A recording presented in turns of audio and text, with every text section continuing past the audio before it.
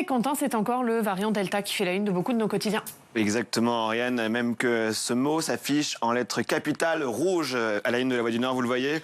Un variant qui pourrait nous gâcher l'été, dit le journal basé à Lille dans ses pages intérieures. Ce variant qui est arrivé en Corse, Ariane, où l'on parle de reprise épidémique avec 9 cas recensés sur l'île. Et ce dilemme à lire à la une de l'Union, le journal basé à Reims, celui de certains soignants qui hésitent à se faire vacciner. Le taux de vaccination qui varie en fonction de l'hôpital, nous dit le journal. Et dans ce contexte, beaucoup d'autres journaux reviennent sur la réouverture des boîtes de nuit.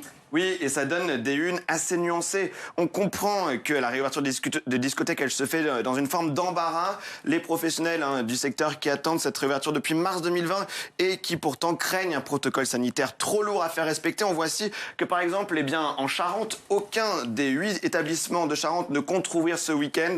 Certains noctambules, même cités dans la presse comme dans Nice Matin, disent que c'est une folie de rouvrir ces boîtes de nuit avec le développement du variant Delta. C'est eux-mêmes qui le disent, ces noctambules. Sud-Ouest, autre sujet, titre sur une denrée rare. Cette année, ce sont les saisonniers. Voilà, 150 000 postes restent à pourvoir, Ariane.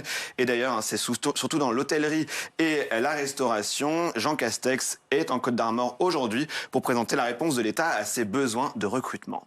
Et le vendredi, je ne sais pas si vous le savez, c'est la touche de Quentin. Un peu plus léger pour terminer la revue de presse. Quelque chose qui fait sourire. Alors aujourd'hui, ça fait sourire, mais pas trop. C'est quand même pris très au sérieux. C'est un sujet extrêmement sérieux dans le Pas-de-Calais. Ça se frite avec Bagelstein à la plage, nous dit Nord Littoral. Regardez, une chaîne de vente de bagels s'est moquée des sandwichs traditionnels vendus sur le front de mer de la plage à Calais.